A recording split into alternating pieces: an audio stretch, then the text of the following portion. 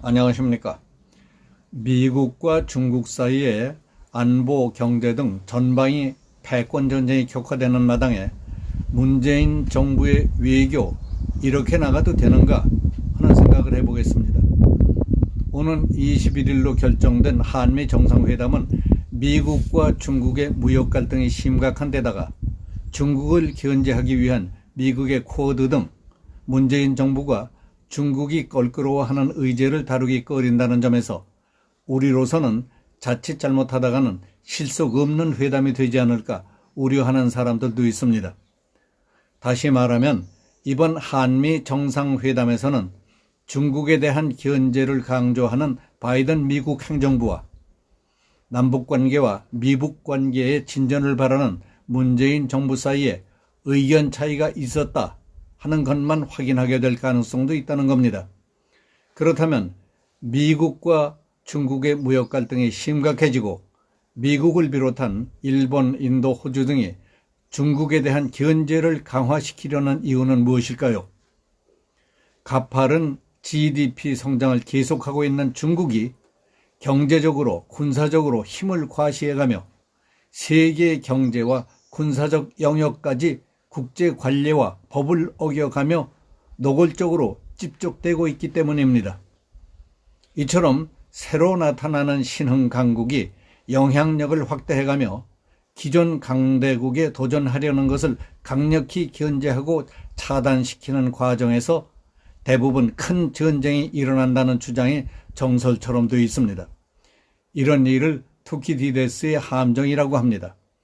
투키디데스의 함정이라는 용어는 맹주였던 스파르타가 신흥 강국인 아테네에 도전을 받아 지중해 전쟁을 벌인 사실을 기록한 역사가 투키디데스의 이름에서 붙여진 겁니다. 경제적인 측면에서 신흥 강대국의 국내 총생산 GDP가 패권국의 절반에 육박하면 투키디데스 상황으로 인식합니다. 펜앤마이크는 지난 1985년에 있었던 일본 엔화의 평가 절상을 초래한 플라자 협약도 투키디데스 함정 상황에서의 통화 질서 재편이었다고 했습니다. 당시 일본의 GDP는 미국의 절반 수준이었습니다. 2020년 기준 중국의 GDP는 미국의 71%로 미국을 턱밑까지 추격하고 있습니다. 이와 같은 상황에서 미국이 간파한 중국의 아킬레스건은 첨단 기술입니다. 중국의 반도체 경쟁력은 여전히 취약합니다. 따라서 미국 중심의 반도체 기술 동맹을 맺어서 중국의 반도체 산업을 고사시키겠다는 것입니다. 그래서 트럼프 정부 때 통신 장비 업체 화웨이를 침몰시킨 적이 있습니다. 바이든 행정부는 트럼프의 중국 고사시키기 정책을 그대로 이어가고 있습니다. 미국과 중국 사이에 경제전쟁이 벌어지고 있는 겁니다. 시진핑은 지난 2016년 1인 체제인 중국 공산당의 1인자 위에 오른 뒤 1대1로와 중국몽을 내세우고 총력을 다하고 있습니다. 1대는 중국에서 중앙아시아를 거쳐 유럽으로 뻗는 육상 실크로드 경제벨트입니다.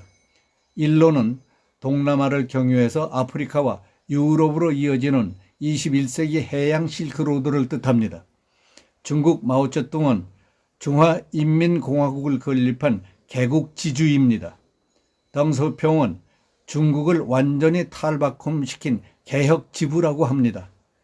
시진핑의 야망은 GDP가 전 세계의 33%를 차지하던 청나라 때 정도로 중국을 부흥시키겠다는 꿈, 중국몽을 주도하겠다는 것입니다. 중국은 4월 18일부터 나흘 동안 하이난성 보아오에서 중국판 다보스 포럼이라고 할 수 있는 보아오 포럼을 열고 한국, 싱가포르, 인도네시아, 뉴질랜드, 캄보디아, 몽골 등 7개국 정상이 화상으로 참여한 가운데 1대1로의 협력 강화 문제를 논의했습니다.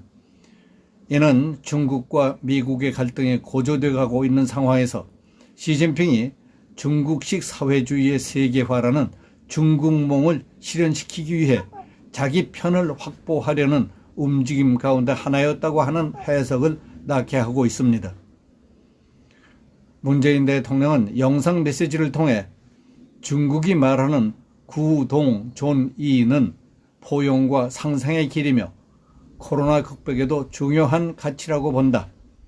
포용성을 강화한 다자주의 협력을 새로운 시대로 가는 디딤돌로 삼아야 한다. 지난해 체결한 영내 포괄적 경제 동반자 협정 RCEP를 통해 경제 협력의 속도를 높이고 다자주의에 대한 신뢰 회복과 자유무역 발전이 이루어지길 바란다고 말했습니다. 문 대통령의 발언은 언뜻 보면 외교적 언사로 보이지만은 자세히 살펴보면은 중국 쪽으로 기울지 않고서는 나올 수 없는 말이라고 보는 견해가 지배적입니다. 구동존이는 서로 다른 점은 인정하면서 공동의 이익을 추구한다는 의미입니다. 이것은 시진핑이 미국에 대해 남의 나라 정책과 가치에 대해 간섭하지 말라는 뜻으로 써온 말을 문 대통령이 그대로 인용한 것입니다. 백신 선진국들이 수출을 통제하려는 이기주의적 움직임을 보이고 있다는 문 대통령의 발언도 미국을 향한 중국의 불만과 맥을 같이 하고 있습니다. 한국은 미국이 주도하는 환태평양 경제동반자 협정인 TPP에는 가입하지 않고 있습니다. 중국이 TPP를 견제하기 위해 주도하고 있는 아세안 10개국이 참여한 자유무역협정 RCEP에만 가입했습니다. 그러니까 한국은 경제협력에서도 미국이 아닌 중국의 네트워크를 선택한 것입니다.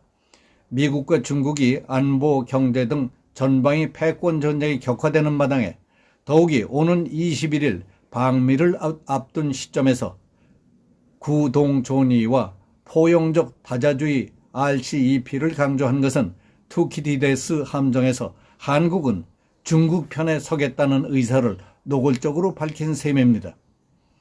국제사회에서 국익과 직결되는 외교는 정확한 정보, 치밀한 인적 네트워크, 국제정치에 민감한 움직임과 분위기 등을 바탕으로 전문 분석가들이 분석, 토의, 판단을 거쳐 결정해도 어려운 일인데 마치 기분대로, 감정대로 즉흥적으로 제비뽑기하듯 해서야 되겠는가 하는 쓸데없는 생각이 다 듭니다. 여기서 마치겠습니다. 감사합니다.